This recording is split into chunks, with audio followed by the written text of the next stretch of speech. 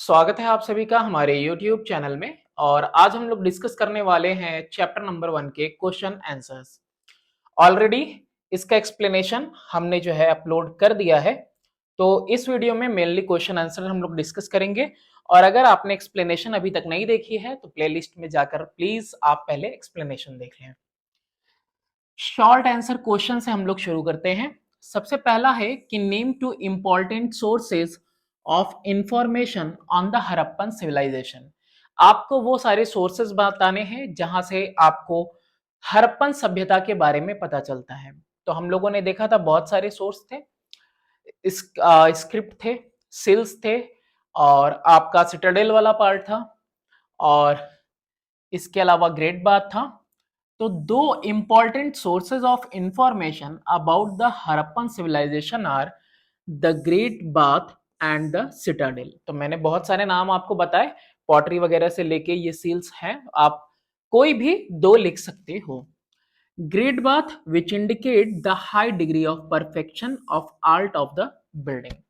Great bath क्या indicate करता है कि जैसा आपने उस स्क्रिप्चर को देखा है कि काफी बड़ा था और रिलीजियस बात वगैरह वहां होता था, समारोह। और दूसरा, और वो क्या दिखाता है, दिखाता है कि जो कला है वो काफी हाई डिग्री ऑफ परफेक्शन पे पहुंच चुकी थी, मतलब काफी निपुण थे वो इस कला में, बिल्डिंग्स वगैरह बनाने की कला में। सिटाडेल की बात करें, which points to planning and development of cities in Harappan civilisation. ये दिखाता है कि किस तरह से योजना बनाई जाती रही होगी और किस तरह से शहरों का विकास किया जाता था। क्योंकि सिटाडेल में आप देखोगे कि सिटाडेल क्या है, ये अपर वाला पार्ट है जो कि बेसिकली एक प्लेटफॉर्म पे बना हुआ था, और फिर एक लोअर सिटी था। इस तरीके से देखो, सिटाडेल और लोअर टाउन, ये रेस्ड पार्ट है ना, रेस्ड है, और ये लोअर टाउन है। Name one important public building of Indus valley civilisation and its importance. Public building की बात कर रहा है ना, लोगों के लिए जो होती है बिल्डिंग, उसके लिए, और उसका आपको यहाँ पे इंपॉर्टेंस भी बताना है। तो ये है Citadel. Raised area of each city was called the Citadel. जो राइज्ड प्लेटफॉर्म पे बना रहता था उस पार्ट को क्या कहते थे, Citadel. The platform was built of mud bricks, वही मिट्टी के जो ईंट थी उसकी बनी हुई थी। All important building like the great bath, granary, the assembly hall and workshop were located on the citadel. सारी मेन बिल्डिंग्स कौन कौन सी, एक तो ग्रेट बाथ जो नहाने की जगह थी रिलीजियस सेरेमनी वगैरह के टाइम पे, ग्रेनरी अन्नागार जहां पे अन्न रखे जाते हैं, और असेंबली हॉल जहां मीटिंग वगैरह हुआ करती थी, और वर्कशॉप जैसे फैक्ट्री वगैरह वाला सिस्टम होता है ना, तो लोग मिलके एक साथ समूह में काम करते हैं, तो वैसे वर्कशॉप वगैरह कहाँ थी, वो सब सिटाडेल में थी। फर्दर नेक्स्ट क्वेश्चन की तरफ देखते हैं। Give any two characteristic feature of the citadel. क्या विशेषता है इसकी, तो देखो, it owed its height to the building constructed on the mud brick platform. अब इसको, इसकी ऊंचाई किसकी वजह से मिली हुई, क्योंकि ये एक प्लेटफॉर्म पे बनाया गया है। प्लेटफॉर्म भी किस चीज का है, वो आपका मड ब्रिक का बनाया हुआ है, ईंटों का। The citadel had the houses of the ruling class and important buildings like the Great Bath, Granary, Assembly Hall and the workshops.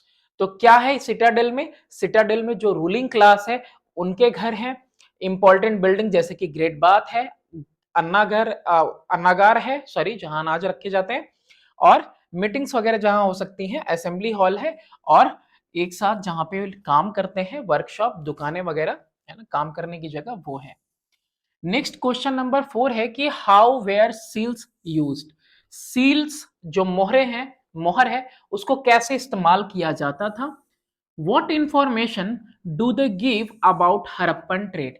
और इससे हमको क्या जानकारी मिलती है हड़प्पा के व्यापार के बारे में इस मोहर से। The seals were used by trader to stamp their goods. आज भी जाते हैं ना, मोहर मरवाते हैं, ठप्पा मरवाते हैं। तो ये जो मोहर इस्तेमाल होता था वो व्यापारियों के द्वारा ठप्पा लगाने के लिए इस्तेमाल होता था।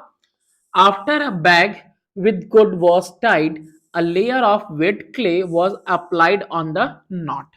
जब बैग में सामान भर लिया जाता था और उसका मुंह बांध दिया जाता था, तो उसके ऊपर एक लेयर लगाई जाती थी, एक सतह लगाई जाती थी वेट क्ले की, यानी गीले चीनी मिट्टी की, उस गांठ के ऊपर जो बांध दिया गया है, and the seal was pressed on it, और उसके ऊपर जो मोहर है वो दबा दी जाती थी, जिससे उसका चिन्ह उसके ऊपर आ जाता था।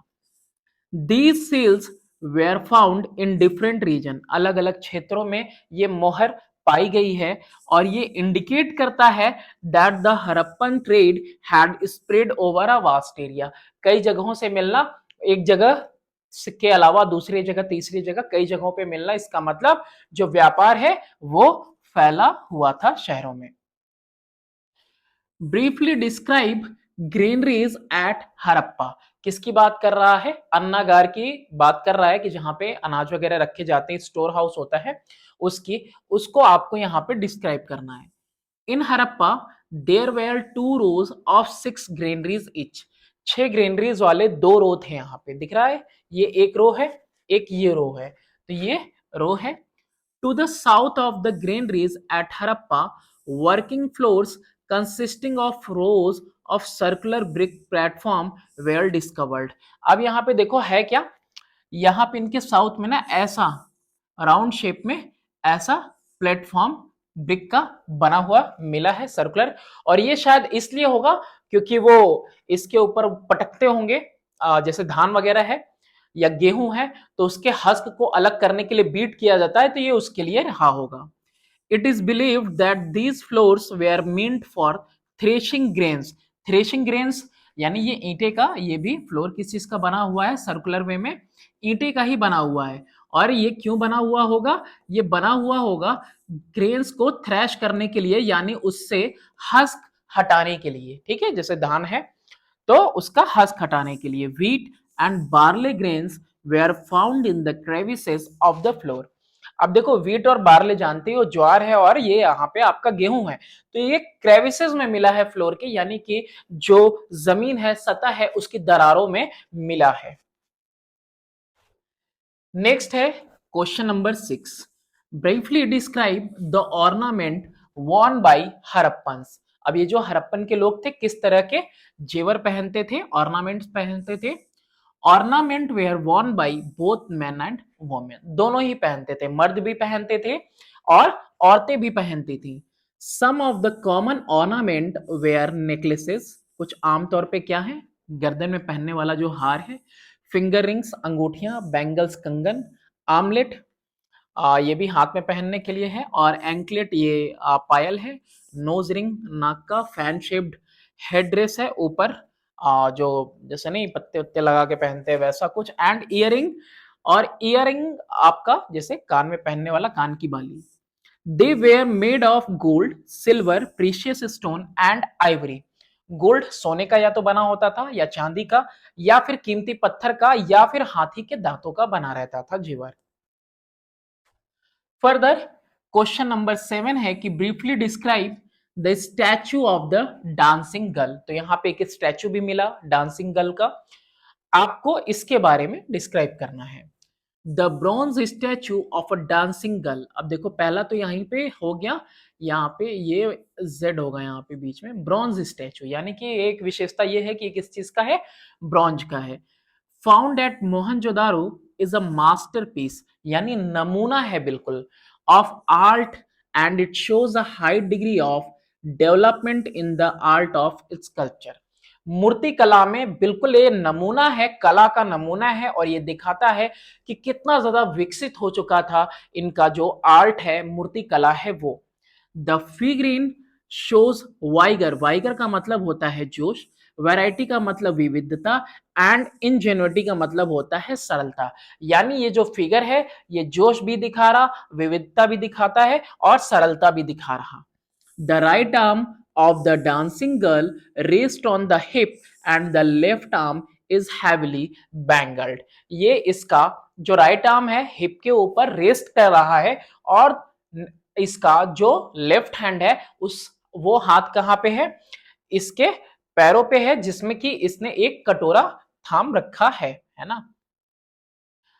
सॉरी कटोरा वाली बात नहीं कही है, कहा है कि हैविली बैंगल्ड वाली है ना, rest on the hip and the left arm is heavily bangled. हाँ यहाँ लिखा है ये बात भी कि small ball against her left leg, it holds, एक छोटा सा कटोरा भी है इसके हाथ में। Next, mention the types of dress worn by the Indus valley people. Indus valley people किस तरह के कपड़े पहनते थे? Most people used cotton cloth, cotton के कपड़े पहनते थे। Rich people also used woollen cloth in winter, जाड़े के समय में जो अमीर लोग हुआ करते थे वो क्या पहनते थे? वुलन यानी कि ऊनी कपड़े। The women dress include skirt, clocks and scarf. समझना यहाँ पे, जो औरतों के कपड़े थे वोमेन्स ड्रेस, उसमें क्या था? स्कर्ट, जो कि समझते ही हो, और क्लोक्स बोलते हैं लबादा, जो बड़ा सा होता है शॉल की तरह, मतलब चारों तरफ से लपेट लिया, और scarf. And the man dress, जो मर्द थे वो पहनते थे धोती and shawl. Spinning wheels and needles of that time prove the art of spinning was practiced by the people। हाँ, कपड़े का टुकड़ा भी मिला है स्टिच किया हुआ, और निडल्स भी मिले हैं, तो ये सब दिखाते हैं कि उस समय में क्या हुआ करता होगा, स्पिनिंग वगैरह होती होगी उस टाइम में भी। State two feature of the trade in the Indus valley civilisation. अब दो यहाँ पे फीचर बताने हैं, व्यापार की विशेषता बतानी है जो इंडस वैली सभ्यता की है। द इलेबोरेट, इलेबोरेट मतलब फैली हुई, जो विस्तार था, social structure and standard of living confirm the presence of trade in the Indus valley civilisation. Elaborate social structure यानी जो सामाजिक ढांचा था, इसका जो विस्तार था, फैला हुआ था, और स्टैंडर्ड ऑफ लिविंग यानी कि एक स्तर था, अच्छा खासा स्तर था लोगों के जीने का, वो ये दिखाता है कि जो व्यापार है इंडस वैली सिविलाइजेशन का वो अच्छा था, है ना, बेहतर था। एग्जाम्पल जैसे कि cities like Mohenjodaro, Harappa and Lothal were important centre of metallurgy. जैसे कि देखो मोहनजोदारो, हड़प्पा और लोथल है, ये क्या है? केंद्र थे किस चीज के? मेटलर्जी के, यानी यहाँ पे मेटल्स मिक्स करके कोई नया कुछ बनाया जाता था। ठीक है, मेटलर्जी के सेंटर्स थे। तो ये जो सामाजिक ढांचा है दिखा रहा है कि भाई यहाँ व्यापार होता था, क्योंकि यहाँ मेटलर्जी का सेंटर भी दिख रहा है। Balakot and Chanhudaro were centre for shell working and bangle making. तो ये बालाकोट चन्हुद्रो में क्या होता था? बैंगल वगैरह भी बनते थे, कंगन जिसको बोलते हैं। Name any three animal depicted on the Pashupati seal. ये एक पशुपति सील है, और पशुपति सील पे आपको बताना है कि 3 जानवरों के नाम जो इसके ऊपर हैं चित्रित। Seals of Pashupati shows a three-faced deity wearing a buffalo horned head dress। अब यहाँ पे ये जो सील है, सील के ऊपर एक देती है और इनका 3 तरफ का चेहरा है। ये डायग्राम एक्चुअली में मुझे नहीं लगता कि सही है, इसके अलावा एक डायग्राम आएगी वो मैं दिखा दूंगा। और उन्होंने क्या पहना हुआ है? सर के ऊपर बोफेलो हॉर्न वाले, सिंग वाले, बोफेलो के सिंग वाले जो है कि मुकुट की तरह पहना हुआ है। Seated cross legged, cross legged एक पैर दूसरे पैर के ऊपर, है ना, बैठी हुई है किसके ऊपर? थ्रोन के ऊपर। And surrounded by an elephant, और देखो घिरी हुई किससे? एलिफेंट से घिरा हुआ है। टाइगर एक चीता से, and a buffalo and a rhinoceros with 2 deer at his feet. अच्छा, मेल फिगर है पशुपति, तो यहाँ पे पैरों पे क्या है? 2 हिरन भी है। ये डायग्राम नहीं है, दूसरा डायग्राम होगा, अभी आएगा आगे मैं बता दूंगा। Question number 11, state any 2 causes that led to the decline of the Harappan civilisation. अब ये जो सभ्यता थी, ये सभ्यता खो गई, है ना, इसकी डिस्कवरी हुई है, तो क्यों ये डिक्लाइन की होगी उस समय में? क्या कारण हो सकते हैं? सबसे पहला है डिफॉरेस्टेशन, पेड़ों का काटना। Enormous quantity of wood was used in the first civilization to produce bronze। Bronze यानी कि कॉपर और टिन को मिलाना है या फिर जिंक के साथ मिक्स करना है, तो ऐसे में इसके लिए क्या चाहिए? बहुत सारा हीट देना होगा, उसके लिए ईंधन की आवश्यकता पड़ेगी, तो इसीलिए लकड़ी का इस्तेमाल किया जाता था। Jewellery was also made by would, लकड़ियों से ही ईंधन प्राप्त होगा और उससे ही क्या बनेगी? ज्वेलरीज बनाई जाएंगी, गहने बनाए जाएंगे। Wood was needed to bake bricks, लकड़ियों की जरूरत होगी ईंटों को पकाने के लिए। पॉटरी के लिए, यानी कि जो मिट्टी के बर्तन है उनको पकाने के लिए। स्टोन वेयर, पत्थरों के लिए भी, के सामान बनाने के लिए। And to make boards and furniture, stone के जो औजार हैं उनमें भी लकड़ियां लगाई जाती हैं, भाला वगैरह अगर बनाना है तो। और बोट्स यानी नाव के लिए, फर्नीचर के लिए, इन सब चीजों के लिए क्या इस्तेमाल होगा? लकड़ी। These activities lead to deforestation resulting in change in the climate. और इसकी वजह से क्या हुआ होगा? पेड़ों की कटाई बढ़ती गई होगी, बढ़ती गई होगी, और इसकी वजह से क्या हुआ होगा कि वहां पे सूखा पड़ गया होगा, और या फिर जो क्लाइमेट है उसमें पूरा बदलाव आ गया होगा मौसम में, जिसकी वजह से डिक्लाइन कर गई सभ्यता।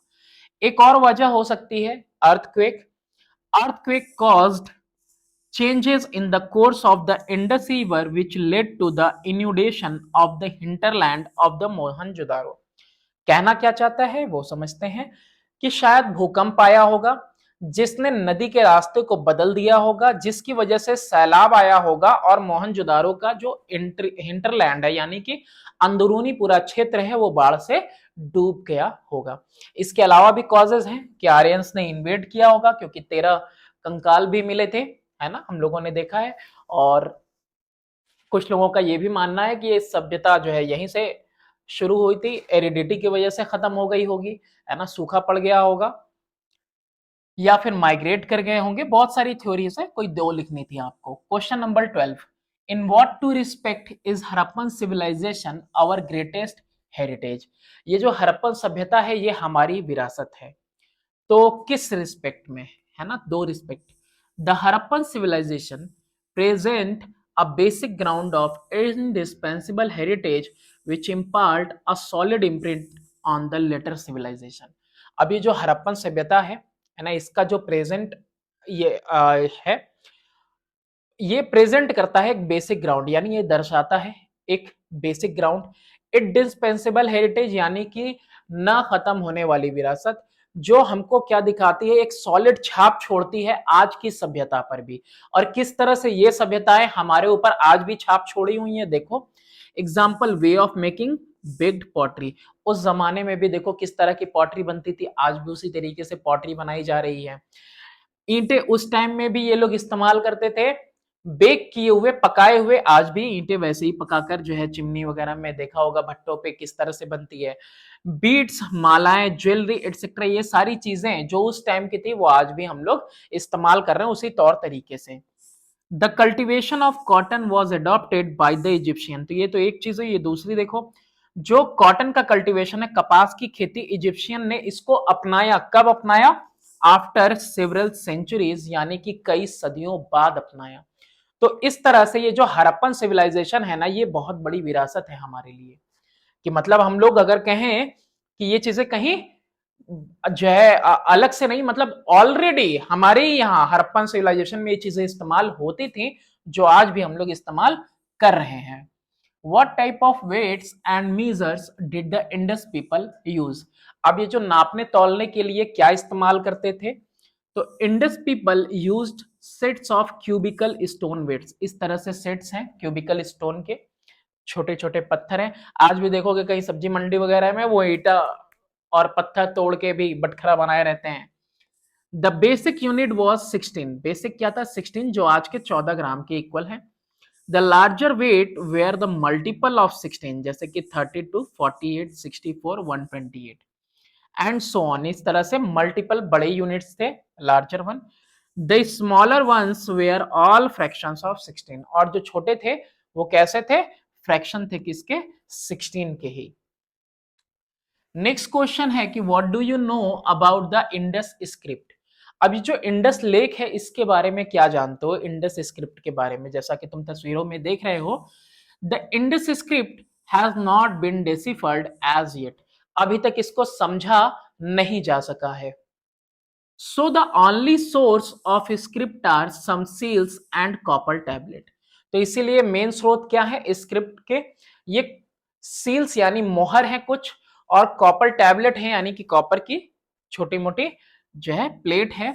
Seals display some sort of pictorial writing, और जिस तरह से ये मोहर दिख रहे हैं ये दर्शाते हैं कि पिक्टोरियल राइटिंग था, यानी कि चित्रण वाला था। यानी देखो यहां चित्र बनाई हुई है और कुछ लिखा हुआ है। Beside this Similar inscription have been found engraved on copper tablet with figurine of men and animal. इसके अलावा भी कुछ ऐसे भी लेख मिले हैं जो इन कैसे हैं कि कॉपर टैबलेट के ऊपर यानी कि इसकी प्लेट के ऊपर कॉपर के छोटे मोटे प्लेट के ऊपर इनग्रेव्ड है यानी कुरेदे हुए हैं फिगर किसके मर्द के और औरत के मैन वोमेन के भी आपको चित्र मिलेंगे। By whom was the city of Mohenjodaro discovered? तो ये है वो पर्सन जिसने डिस्कवर किया और ये है 1922 में आर डी बैनर्जी। इन्होंने डिस्कवर किया था city of Mohenjodaro by excavating a mound. एक टीला था, उसको बुद्धिस्ट स्तूपा समझ के, thinking to be a Buddhist stupa, तो एक टीले को ये जो है एक्सकेवेट करवा रहे थे, मतलब खनवा रहे थे, निकलवा रहे थे। This was the city of Mohenjodaro, लेकिन ये था क्या एक्चुअली में, शहर था Mohenjodaro. The mount of the dead, यानी कि माउंट ऑफ द डेड यानी कि टीला मरे हुओं का, है ना, जिस तरह से इसका नाम दर्शा रहा है। तो ये कैसा था, मरे हुओं का टीला था। Who discovered the city of Harappa? अब देखो यहाँ पे मोहनजोदारो की बात हुई थी, अब यहाँ पे बात करते हैं हड़प्पा की। तो सबसे पहले खोजा गया है हड़प्पा, तो 1922 से पहले। Under Lord Curzon in 1901 sir John martial was the director general of archaeological survey of India. अब ये जो पुरातत्व विभाग कहते हैं इसको, तो आर्कोलॉजिकल सर्वे ऑफ इंडिया के ये डायरेक्टर थे कौन, सर जॉन मार्शल। और जॉन मार्शल ही वे व्यक्ति हैं जिन्होंने रिवील किया यानी ढूंढा the Harappan civilisation around the city of Harappa, Harappa शहर के आस पास। फर्दर नेक्स्ट क्वेश्चन है कि state two chief feature of the residential houses in Mohenjodaro. आपको कुछ मुख्य विशेषताएं, दो मुख्य विशेषताएं बतानी है। ये जो रेसिडेंशियल हाउस थे यानी कि रहने वाले जो घर थे उनके बारे में बताइए। The residential houses were made on high mount to protect them from floods. यानी कि जैसे आज भी हम लोग घर बनवाते हैं तो रोड से ऊंचा बनवाते हैं, है ना, क्योंकि नालियां वगैरह कभी हमको पता है कि बह जाती हैं ना, ओवरफ्लो होती हैं, बारिश में भी दिक्कत होती है। तो यहाँ पे भी पुराने जमाने में भी जो घर बनता था ना, वो एक टीले के ऊपर बनता था, रेज्ड प्लेटफॉर्म के ऊपर बन रहा था, ताकि उसको बचाया जा सके घर को फ्लड से, बाढ़ से, सैलाब से। The houses were equipped with spacious room. घर के अंदर बड़े बड़े स्पेस वाले, जगह वाले कमरे थे। वेल कुआं था, बाथरूम्स थे विथ कवर्ड ड्रेन, और जो बाथरूम थे नहाने के लिए, स्नान घर भी जो था उसके अंदर जो ड्रेन्स था, नालियां थी, वो बिल्कुल कवर्ड थी यानी साफ सफाई से काफी रहते थे। ये रहा पशुपति सील। ठीक है, तो ये रहा वो बुफेलो हॉर्न जिनके सर के ऊपर है। राइनासोरस मिलेगा, यूनिकॉर्न मिल जाएगा और दो डियर यहाँ पे आपको मिल जाएंगे इनके पैरों पे। How do we say that the Harappan people had certain religious belief? कैसे हम कह सकते हैं कि जो हड़प्पन सभ्यता के लोग थे उनके अंदर क्या था, रिलीजियस बिलीफ था। रिलीजियस बिलीफ का मतलब है कि वो धार्मिक थे, है ना।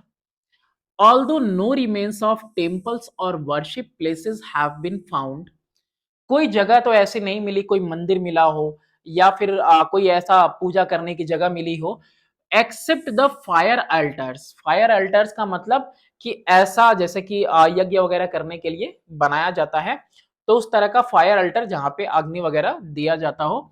एट कालीबंगन, कालीबंगन में ये चीज मिली हुई है। यज्ञ होता है ना, तो यज्ञ के लिए ईंटों से बनाते हैं ना चारों तरफ से कवर करके, तो उस तरह से फायर अल्टर मिला हुआ है कालीबंगन में, बस यही। But the seals and figurine, ये जो सील्स यानी जो मोहर मिले हैं और जो फिगर मिले हैं, reveal many feature of Hinduism, बहुत सारे जो है ये दर्शाते हैं खासियत, फीचर्स, विशेषताएं किसकी, हिंदुइज्म की। कैसे, जैसे such as worship of the mother goddess, Pashupati Shiva, sacred animal and trees.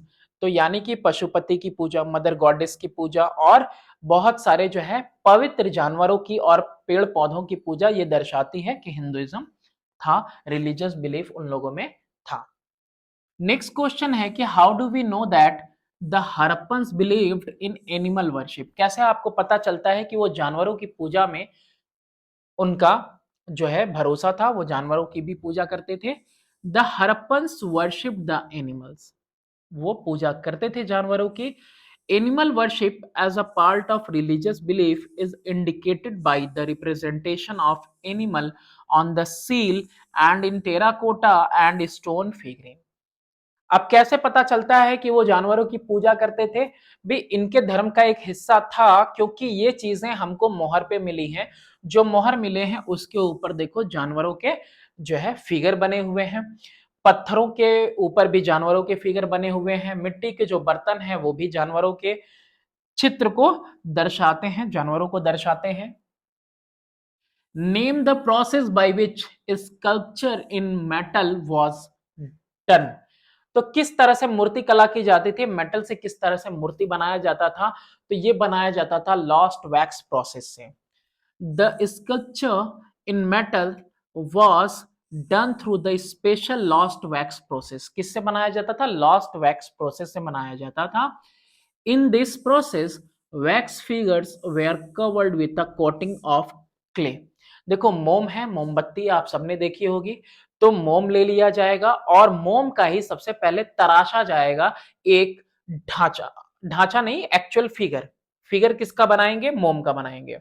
तो एक्चुअली मोम को जो है ना पिघला पाना और उसको आकार दे पाना बहुत आसान होता है। तो मोम का पहले क्या बना लिया? पूरा फिगर बना लिया। मान लो ह्यूमन फेस, इस तरह से ह्यूमन फेस बना लिया। किस चीज का? मोम का बना लिया, बन गया। अब उसके बाद क्या करेंगे? उसकी कोटिंग कर देंगे। किससे? क्ले से। अब ये जो मोम की फिगर बनी ना, मोम की मान लो बनी हुई है, तो ये पत्थर जो है इसको आप क्ले मान लो। कि क्या करेंगे? इस मोम के फिगर को चारों तरफ से गीले क्ले से हम ढक देंगे और बिल्कुल पैक हो जाए। जब ये सूख जाएगा, क्ले जब सूख जाएगा, उसमें एक जगह पे कहीं पे हम होल छोड़ देंगे। जब उसको गर्म करेंगे तो अंदर से जो पूरा मोम का फिगर था उसके ऊपर क्ले था। अब कहीं एक जगह हमने होल छोड़ रखी है। अब उसको हम हीट करेंगे तो अंदर से पूरा क्या निकल के बाहर आ जाएगा? मोम निकल के बाहर आ जाएगा। और जो क्ले है, क्ले के अंदर पूरा माउल्ड ढांचा हमको मिल जाएगा। फिर मेटल को पिघला कर लेंगे और जो होल है उसके अंदर भर देंगे और मेटल जाके पूरे उस ढांचे का शेप ले लेगा। और फिर ऊपर से हल्के चोट से हम क्या करेंगे? उस क्ले के परत को पूरा हटा देंगे और वो फिगर हमको मेटल का मिल जाएगा। Then the wax was melted by heating and the hollow mold thus created was filled with molten metal which took the original shape of the object। ठीक है। फर्दर नेक्स्ट आगे की तरफ देखते हैं हम लोग क्या कह रहा है। स्ट्रक्चर्ड क्वेश्चन है। अब क्वेश्चन नंबर 1 में है कि with reference to the sources of information about the Harappan civilisation describe the significance of each of the following. अब आपको बताना है रेफरेंस में कि जो भी आपको सोर्सेज मिले हैं इंफॉर्मेशन के, यानी जो जानकारी जहां से आपको मिल रही है उसके हिसाब से आपको सबके बारे में बताना है, उनकी इंपॉर्टेंस। जिसमें पहला है ग्रेट बाथ। ग्रेट बाथ क्या है ये? तो ये जो ग्रेट बाथ मिला है at Mohenjodaro is a massive structure which throws light on the life of the people and culture of the Harappan civilisation. ये जो ग्रेट बाथ मिला हुआ है ये क्या कर रहा है? ये रोशनी डाल रहा है उनकी जिंदगियों पे कि किस तरह से उनका जीवन रहा होगा और किस तरह से लोग रहे होंगे और उनकी संस्कृति कैसी रही होगी। The construction of the Great Bath indicate that the art of building had reached a high degree of perfection at that time। इसकी जो बनावट है वो बनावट दिखाती है कि जो कला है, जो योजना बनाई जाती है और योजना के तहत बिल्डिंग्स वगैरह को बनाया जाता है, तो ये सब हाई डिग्री ऑफ परफेक्शन पे था उस समय भी। The massive structure points out that there might have existed a ruling class that could mobilize labor, collect taxes, and build such a huge structure for the public। ये किसी एक दो व्यक्ति का तो काम नहीं है इतना बड़ा सांचा बनाना, इस तरह का कंस्ट्रक्शन करना। तो मतलब जरूर वहां पे कोई उस टाइम में कोई रूलिंग क्लास रहा होगा जो रूल करता होगा, जिसने टैक्सेस कर इकट्ठा किए होंगे और लोगों को एकत्रित किया होगा, लेबर को, मजदूरों को, और उनसे इतना बड़ा कंस्ट्रक्शन करवाया होगा। इसके अलावा अब देखो 2 पॉइंट भी लिख दोगे आपके ऊपर है कितना आपको लिखना है, कितने नंबर का क्वेश्चन आया हुआ है। अगर 3 से 4 नंबर का है तो उन 2 पॉइंट्स में आपको कभी पूरे नंबर नहीं मिलेंगे, ये भी लिखना होगा। आप अकॉर्डिंगली अपने अकॉर्डिंग आप चेंज कर सकते हो क्वेश्चन का जो आंसर है। ऐसा नहीं कि बहुत ही शॉर्ट करके दें हम तभी जरूरी है। आप 4 में से 3 पॉइंट भी लिखते हैं तो भी आपको नंबर मिल जाएंगे। डिपेंड ये करता है, 3 के बजाय 2 भी लिख दो, डिपेंड ये करता है कि क्वेश्चन कितने नंबर का है। Most of the scholars agree that the great bath might have been used for the religious purposes. अब इसमें हम लोगों ने थ्योरेटिकल पार्ट में भी देखा था एक्सप्लेनेशन में कि ये जो ग्रेट बात है, बहुत सारे विद्वानों का ये भी मानना है कि इसको इस्तेमाल किया जाता था धार्मिक समारोह के दौरान स्नान के लिए। This indicate the importance attach to ceremonial bathing in sacred tanks. यानी कि सेरेमोनियल बाथिंग यानी समारोह वगैरह कुछ होता होगा धार्मिक, तो उस टाइम में लोग पवित्र टैंक के अंदर, पूल के अंदर और नदियों में क्या करते हैं थे, क्या करते रहे होंगे, स्नान करते रहे होंगे, जैसे आज भी लोग गंगा स्नान करने के लिए जाते हैं। सिंस द टाइम इमोरियल, मतलब जब से जानकारी नहीं है इतिहास की, तब से, बहुत पुराने समय से। The design of the Great Bath portrays the efficient planning in the structural feature relating to water supply and sewage disposal।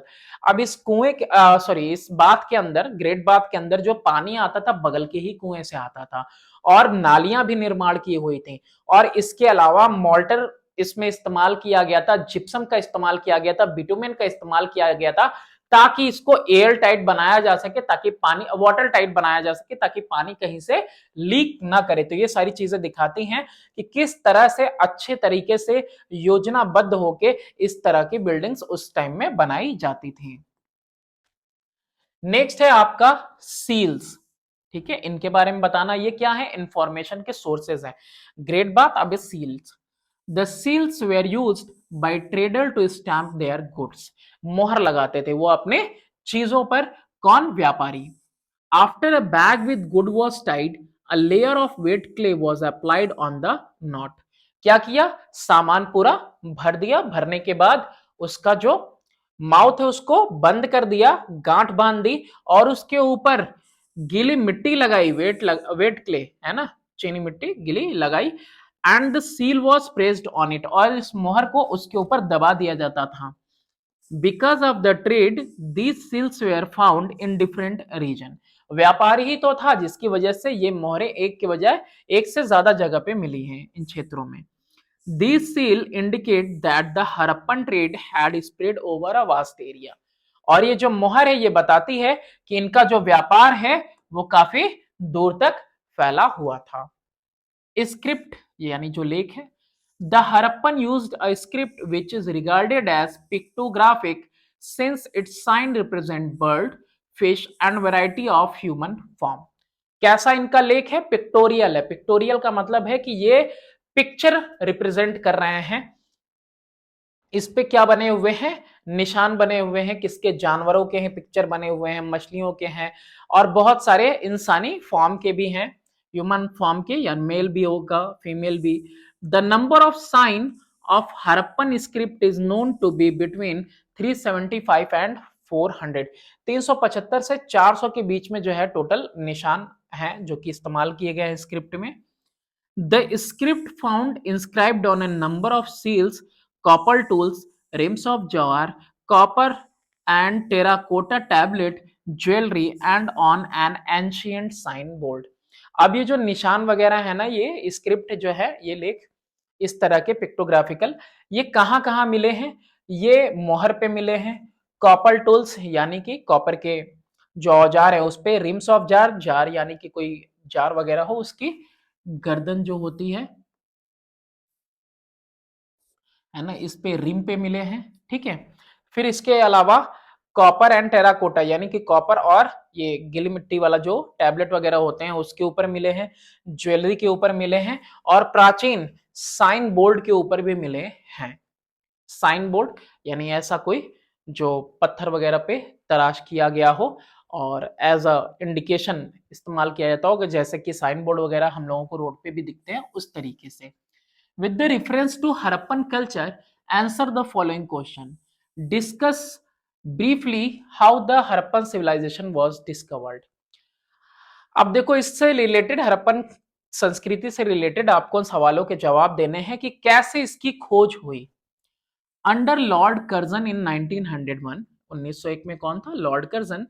इनके अंडर में ये sir John Marshall, the director general of archaeological survey of India, revealed that the Harappan civilisation near Harappa in Punjab. तो इनके under में sir John martial थे, वो उस time में डायरेक्टर जनरल थे आर्कोलॉजिकल सर्वे ऑफ इंडिया के, पुरातत्व विभाग के। और इन्होंने ने ही रिवील की, खोज की हड़प्पन सभ्यता की हड़प्पा में, पंजाब के अंदर, जो कि अब पाकिस्तान का हिस्सा है। इन 1921 Dayaram Sahni, an officer in the archaeological survey of India, ruins dug out got ruins dug out around Harappa. इसका मतलब क्या है? 1921 में दयाराम साहनी, ये एक ऑफिसर थे, अधिकारी थे पुरातत्व विभाग में।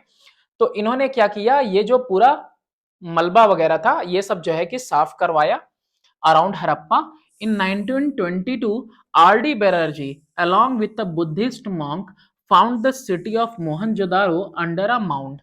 हाँ, इसके लिए कहा जाता है ना city of the dead, mound of the dead. तो 1922 में आर.डी. बैनर्जी, वो एक बुद्धिस्ट मॉन्क के साथ, उन्होंने क्या खोजा? मोहनजोदारो एक टीले के नीचे। तो पहले यही सोचा कि ये एक बुद्धिस्ट स्तूपा होगा, लेकिन एक्चुअली में वो पूरा जो ढेर था वो क्या था? मोहनजोदारो था। Later sir John Marshall ordered large scale excavation. फिर सर जॉन मार्शल ने ऑर्डर किया कि भाई बड़े पैमाने पे जो है इसका एक्सकेवेशन किया जाए। Further describe the extent of the civilisation. ये जो सिविलाइजेशन है यानी ये सभ्यता है, ये कहां तक फैली हुई थी?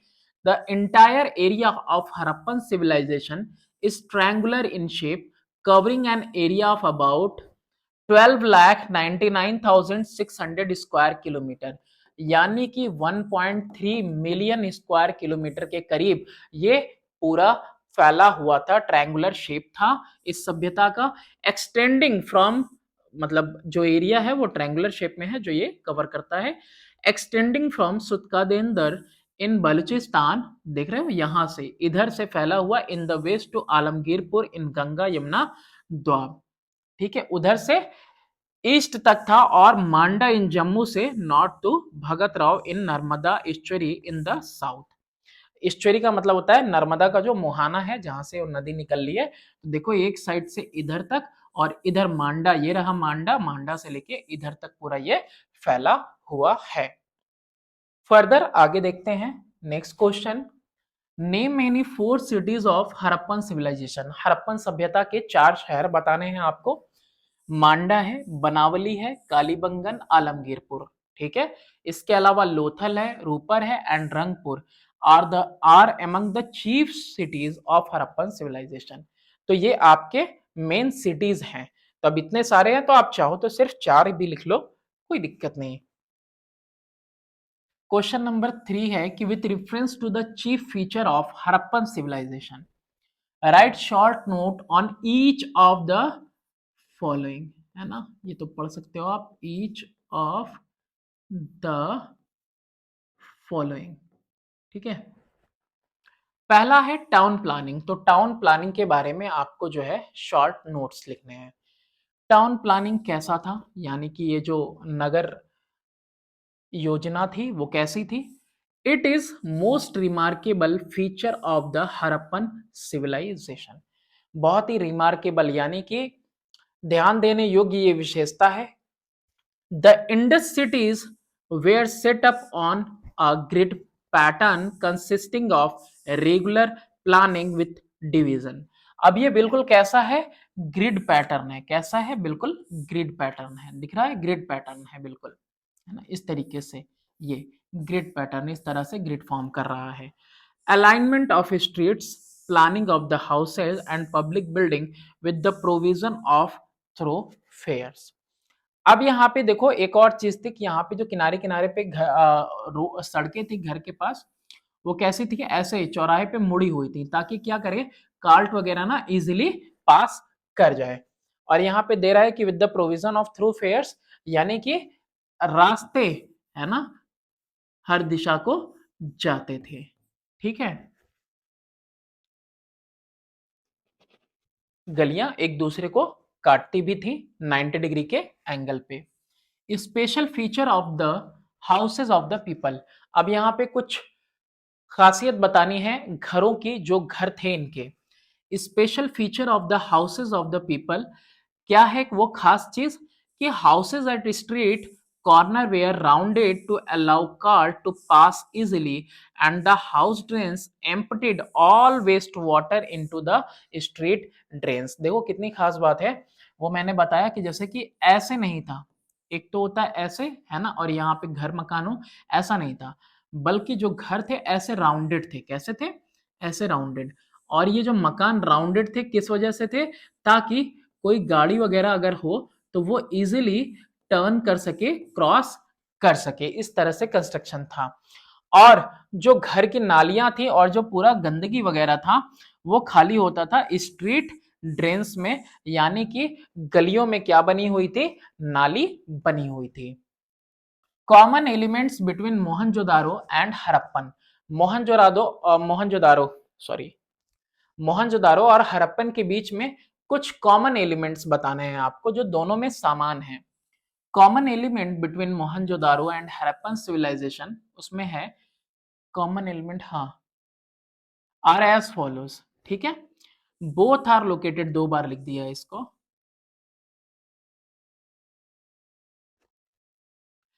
Both are located on the bank of the Indus river. Indus नदी है उसके किनारे पे ही दोनों हैं। Mohenjodaro on the right, right side में मोहनजोदारो है नदी के, और हड़प्पा लेफ्ट साइड में है नदी के। Both acquire a circuit of 5 kilometre, circuit of 5 kilometre, यानी ये जो शहर है इस तरह से 5 किलोमीटर तक का एक्सटेंड किया हुआ है। Ground plans of construction were the same. जो ग्राउंड प्लान है कंस्ट्रक्शन का वो कैसा है? सेम है, यानी कि वैसे ही जो है कि लोअर सिटी और वो सिटाडेल और लोअर टाउन आपको देखने को मिलेगा। Water supply, drainage, greeneries were common in management. अब यहाँ पे कह रहा है कि वाटर मैनेजमेंट जो है, सॉरी वाटर सप्लाई जो है, नालियां हैं, अन्नागार हैं, ये सारी चीजें जो है कि बिल्कुल एक ही तरह की मिलती जुलती हैं आपका हड़प्पा और मोहनजोदारो में। Some of the unique feature were, कुछ यूनिक फीचर कौन कौन से हैं? इंडोर प्लम्बिंग, यानी घर के अंदर जो है प्लम्बिंग थी। Brick lined drain pipes and sewage channels. तो ये जो है कुछ यूनिक फीचर हैं जो मिलते हैं, कॉमन है, यानी कि अंदर में था प्लम्बिंग था, जैसे कि पाइप वगैरह हम लोग लगवाते हैं पानी के लिए। ब्रिक लाइन ड्रेन पाइप्स थे, और सीवेज चैनल था, यानी नालियों वगैरह के लिए भी चैनल्स बने हुए थे ताकि वेस्ट वाटर वगैरह बाहर निकल सके। With reference to art and sculpture of the Indus valley people, answer the following question. अब यहाँ पे रेफरेंस में मूर्ति कला वगैरह के आपको बताना है इन सवालों के जवाब। पहला है कि describe any important object of sculpture made by the Harappan. कोई एक इंपॉर्टेंट मूर्ति बतानी है जो कि इन्होंने बनाई है। तो इसमें देखो large number of stone images have been found, बहुत सारे स्टोन इमेजेस मिले हैं हमें। Out of these the statue of a yogi draped a shawl is well known. और इसमें ये जो शॉल लपेटा हुआ ये जो योगी की फोटो मिली है ये सबसे इंपॉर्टेंट है। ब्रॉन्ज स्टैच्यूज में of a dancing girl, animals and cards etcetera are noteworthy, यानी कि ये भी ध्यान देने के लायक हैं। ब्रॉन्ज के कुछ स्टैच्यूज मूर्ति मिले हैं, डांसिंग गर्ल मिली, और इसके अलावा कुछ जानवरों के भी हमको मूर्तियां मिली हैं, और मिट्टी के खिलौने भी मिले हैं। How did Indus pottery reflect the potters artistic skill. अब इंडस पॉटरी यानी कि ये जो पॉटरी है आपका, मिट्टी के बर्तन वगैरह ये सब हैं, तो ये किस तरह से शो करते हैं कि वो कला में काफी बेहतरीन थे। तो Harappan produce their own characteristic pottery which was made glossy and shining. कैसा था वो जो बर्तन मिले हैं हम लोगों को, जो पॉटरी मिली है वो बिल्कुल शीशे की तरह चमकदार, चमकती हुई मिली है, ग्लॉसी है, शाइनिंग है। Earthen vessel and pottery crafted on the potter's wheel were decorated with black geometrical design। अब ये जो मिट्टी के बर्तन वगैरह बनाए हुए हैं, इनकी जो रचना हुई है पॉटर्स व्हील पे यानी कुम्हार के जो व्हील होता है उसके ऊपर, इसके ऊपर ना खूबसूरत डिजाइन है ब्लैक कलर से, वो भी ज्योमेट्रिकल शेप है। ज्योमेट्रिकल शेप जैसे कि स्क्वायर हो गया आपका, रेक्टेंगल हो गया, ट्रायंगल हो गया, सर्कल हो गया, इस तरह से शेप बने हैं। The large jar with narrow neck and red pot with black decoration bear evidence of the artistic skill. अब बड़े बड़े जार हैं, पतली पतली गर्दनों के साथ भी हैं, है ना, और रेड पॉट्स हैं, है ना, लाल विथ ब्लैक डेकोरेशन, और काला डेकोरेशन है उनके ऊपर, वही डिजाइन वगैरह है। ये सब सबूत है कि किस तरह से वो इस कला में काफी ज्यादा निपुण थे। Name and briefly describe the process by which sculpture in metal done. तो ये हम लोग ऑलरेडी डिस्कस कर चुके हैं, लॉस्ट वैक्स प्रोसेस के द्वारा बनाया जाता था। The sculpture in metal was done through the special lost wax process. In this process, wax figure were covered with a coating of clay. Wax यानी कि मोम का पुतला बनाना काफी आसान है, तो उसको पहले बना दिया जाता था, फिर उसके ऊपर क्ले डाल दिया जाता था ताकि वो पूरा शेप ले ले, और एक होल छोड़ दिया जाता था। और फिर जब क्ले पूरा सूख जाता था मोम के ऊपर, तो उसको गर्म किया जाता था, और गर्म करने की वजह से वैक्स मेल्ट होके पूरा बाहर आ जाता था, और जो होल था उसके अंदर से फिर पिघला हुआ मेटल डाल देते थे, और क्ले को फिर ऊपर से ब्रेक कर लिया जाता था, क्योंकि मेटल तो हार्ड होगा क्ले से। Then the wax was melted by heating and the hollow mold thus created was filled with molten metal which took the original shape of the object. जब आप वैक्स उसमें से हीट करके निकाल दोगे तो वो पूरा ढांचा बन जाएगा, और ढांचे में क्या डालना है, पिघला हुआ मेटल डालना है, और वो क्या करेगा, पूरा शेप ले लेगा उस ढांचे का।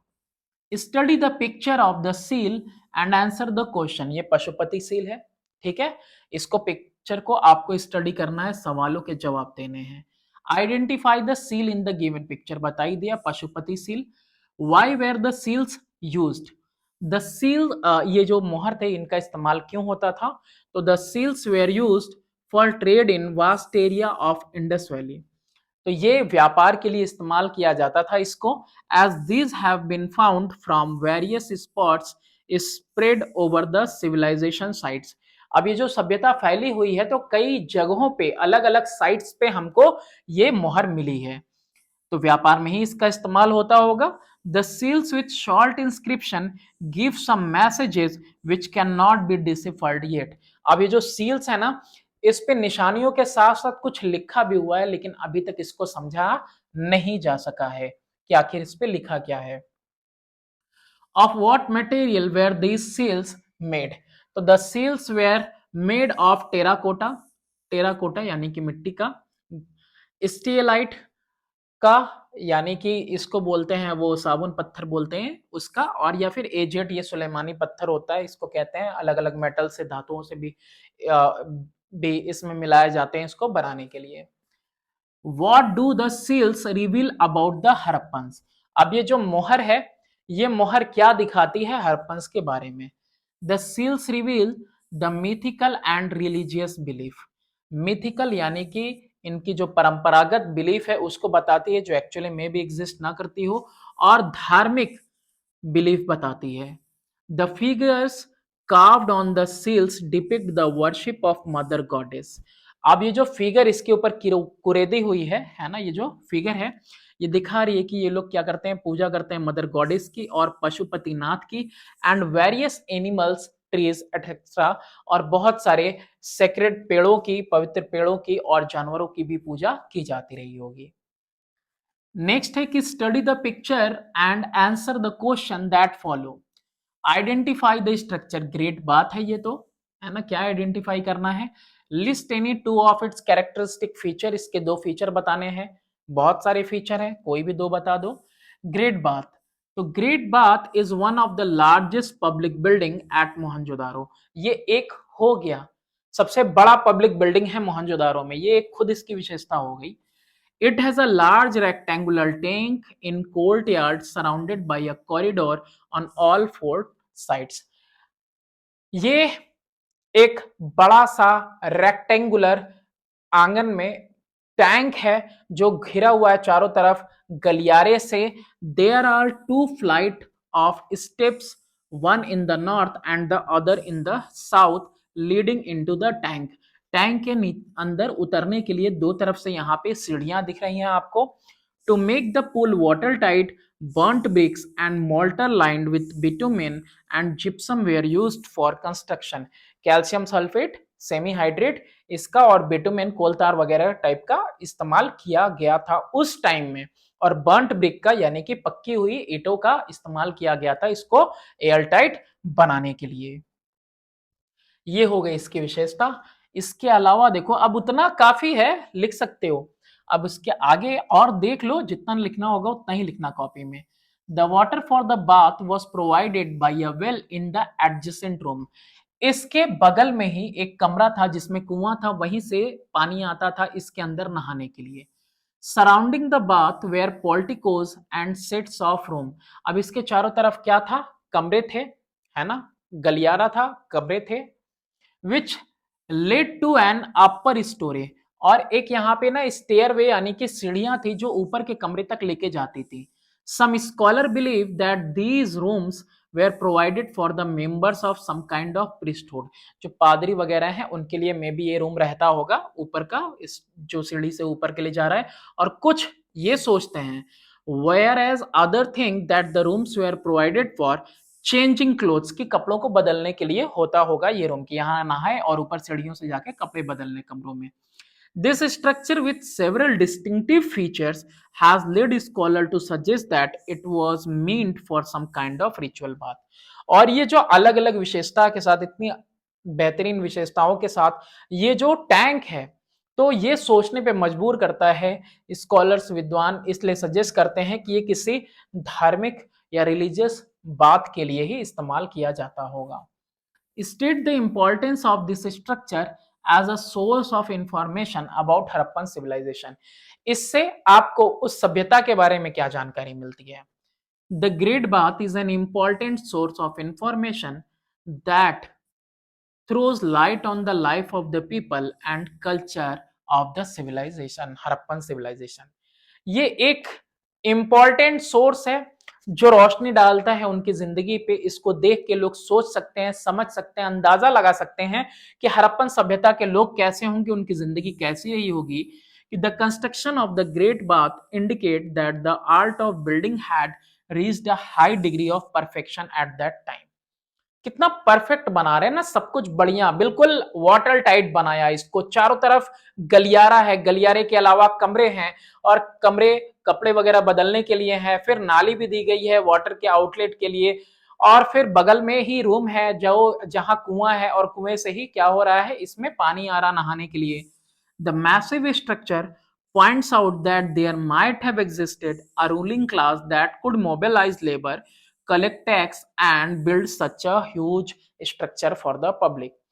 अब इतना बड़ा स्ट्रक्चर है तो ये एक दो लोगों का तो काम है नहीं, तो कोई रूलिंग क्लास रहा होगा जिस रूलिंग क्लास ने क्या किया होगा, लोगों को एकत्रित किया होगा, कर इकट्ठा किया होगा और इसका निर्माण किया होगा पूरी जनता के लिए. Most of the scholars agree that the Great Bath might have been used for religious purposes. ज्यादातर विद्वानों का मानना है कि इसका इस्तेमाल धार्मिक स्नान के लिए किया जाता होगा. This indicate the importance attached to ceremonial bathing in sacred tank, pool and river since time immemorial. और ये दिखाता है कि किस तरह से ये चीजें जो है कि उनके जीवन में मायने रखती थी, कि ये लोग क्या करते थे, पवित्र टैंक में या पवित्र पूल वगैरह में या पवित्र नदियों में स्नान करते थे सिंस द टाइम इमेमोरियल, यानी कि बहुत प्राचीन समय से, है ना. The design of the great bath portrays the efficient planning in the structural features relating to water supply and sewage disposal. अब ये जो डिजाइन है ना ग्रेट बाथ का, ये चित्रित करता है इफिशिएंट प्लानिंग, बताता है कि किस तरह से बेहतरीन जो है वो योजना बनाने में थे स्ट्रक्चरल फीचर के लिए. स्ट्रक्चरल फीचर यानी कि ढांचे के लिए कितनी बेहतरीन योजना बनाते थे वो बिल्डिंग वगैरह कंस्ट्रक्ट करने के लिए, साथ ही साथ वाटर सप्लाई के लिए और सीवेज डिस्पोजल के लिए. Name another architectural structure of this period. अब इस समय में और कोई दूसरा कोई आपको बताना है, तो दूसरा कोई ढांचा कौन सा है, ये आपका सिटाडेल है। How does this structure show that the Harappan civilization was highly developed civilization? अब ये जो स्ट्रक्चर है कैसे बताता है कि वो काफी हद तक विकसित थे। The raised area of each city was called the Citadel. जो ऊंचा एरिया था, ये एक लोअर टाउन है और ये क्या है, एक प्लेटफॉर्म पे बना हुआ ऊंचा एरिया है, तो इसको क्या कहा जाता था, इसको कहा जाता था Citadel. It owed its height to the building constructed on the mud brick platform। mud brick platform पे है ना, ईंटों के ऊपर बना हुआ था, एक प्लेटफॉर्म के ऊपर बना हुआ था, तो इसलिए इसको इसकी हाइट मिली है, ऊंचाई मिली है। The Citadel had the houses of the ruling class and important building like the great bath, the greenery, the assembly hall and the workshop. अब ये जो रेज्ड प्लेटफॉर्म पे सिटाडेल है, सिटाडेल के अंदर ही असेंबली हॉल मिल रहा है, वर्कशॉप मिल रहा है, अन्नागार जहां अन्न रखा जाता है वो मिल रहा है, और इंपॉर्टेंट जो पब्लिक बिल्डिंग है जैसे ग्रेट बाथ वगैरह है वो सब मिल रहा है। तो इससे ये पता चलता है कि किस तरह से जो हड़प्पन सभ्यता है वो काफी ज्यादा हद तक कैसी है, डेवलप्ड है। आई होप सारे क्वेश्चन आंसर्स क्लियर हो गए होंगे। तो thanks for watching, do subscribe and share my channel.